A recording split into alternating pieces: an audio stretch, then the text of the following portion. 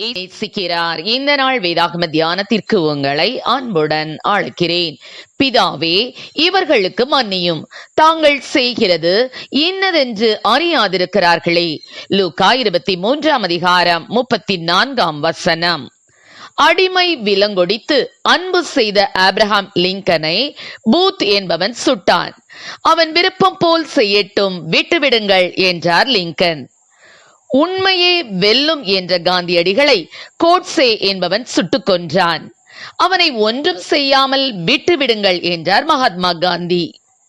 ஜீப்பில் தூங்கிக் கொண்டிருந்த தன் கணவர் கிரஹாம் ஸ்டூவர்ட் ஸ்டெயின்ஸ் மற்றும் தன் பிள்ளைகள் பிலிப், டிமோத்தி ஆகியோரை எரித்துக் கொன்ற தாரா சிங் மற்றும் அவனது கூட்டாளிகளை, பிதாவே, இவர்களுக்கு மன்னியும், தாங்கள் செய்கிறது இன்னதென்று அறியாதிருக்கிறார்களே என மன்னித்து ஒட்டுமொத்த இந்தியாவின் கவனத்தையும் ஈர்த்தார் அவரது மனைவி கிளாடிஸ்.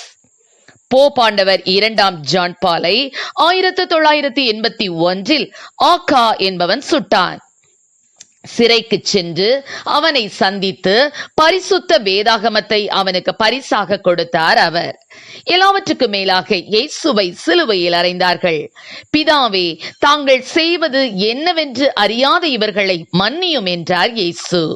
ஆம், எனக்கு அருமையானவர்களே, உள்ளத்தில் மறைத்து வைக்கப்பட்டிருக்கும் வெறுப்பும் கசப்பும் இன்று உலகம் முழுவதும் உள்ள அநேக கிறிஸ்தவர்கள் மற்றும் கிறிஸ்தவ ஊழியர்களின் செயல்திறனையும் உடல் ஆரோக்கியத்தையும் கூட அழித்துக் கொண்டிருக்கிறது.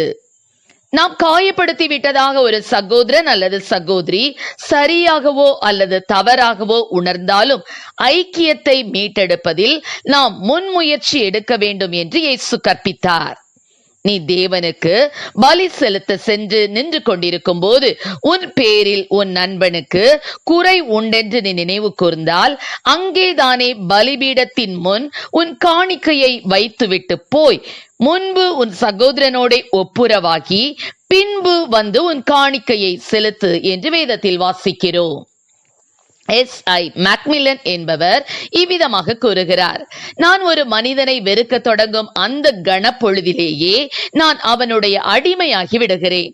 என்னுடைய வேலையை என்னால் மகிழ்ச்சியாக செய்ய முடிவதில்லை. ஏனென்றால் அவன் என் எண்ணங்களையும் கூட கட்டுப்படுத்துகிறான். என் மனக்கசப்பு என் உடலில் அதிகமான அழுத்த ஹார்மோன்களை உற்பத்தி செய்கிறது. மேலும் சில மணி நேரம் மட்டுமே வேலை செய்தாலும் கூட நான் அதிகமாக களைப்படைந்து விடுகிறேன். நான் முன்பு ரசித்து செய்த வேலை இப்போது எனக்கு மந்தமாகி விடுகிறது. விடுமுறைகள் கூட எனக்கு மகிழ்ச்சியை தருவதில்லை.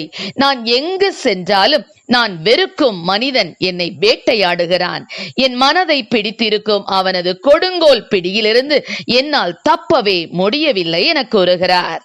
ஆம் பிரியமானவர்களே, நீங்கள் ஜெபிக்கும் போது நீங்கள் யார் மீது எரிச்சல் கொண்டிருக்கிறீர்களோ முதலாவது அவர்களை மன்னியுங்கள். அப்பொழுது உங்கள் பரலோக பிதா உங்கள் பாவங்களையும் மன்னிப்பார்.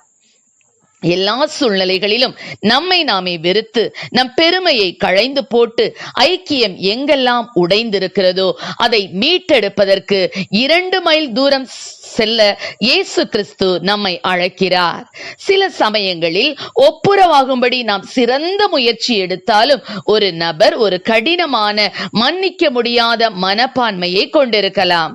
ஆனால் ஒப்புரவாகும்படி நாம் முயற்சி செய்திருப்போமானால் தேவனுக்கு முன்பாக நமது பொறுப்பை நிறைவேற்றியவர்களாயிருப்போம். எனவே மன்னிப்போம், மன்னிப்பை அளித்து சமாதானம் பெறுவோம். கர்த்தர் நம்மை ஆசீர்வதிப்பாராக. ஆமென். ஜெபம்.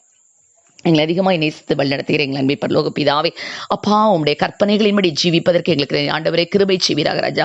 ஒருவருக்கு ஒரு தயவாயும் மன உருக்கமாயும் இருந்து கிறிஸ்து உங்களுக்கு மன்னித்தது போல நீங்களும் ஒருவருக்கொருவர் மன்னியுங்கள் என்று சொல்லப்பட்ட வசனத்தின்படி அப்பா ஸ்தோத்திரம் ஆண்டவரே. பிதாவே, இவர்களுக்கு மன்னியும் என்று ஆண்டவரே நீர் மன்னிப்பை கொடுத்தது போல ஆண்டவரே எங்களை பகைக்கிறவர்களையும் ஆண்டவரை வெறுக்கிறவர்களையும் மன்னிக்கக்கூடிய கிருபைகளை கொடும், ஆசீர்வதியும். இயேசுவின் நாமத்திலே ஜெபிக்கிறோம் நல்ல பிதாவே. ஆமென்.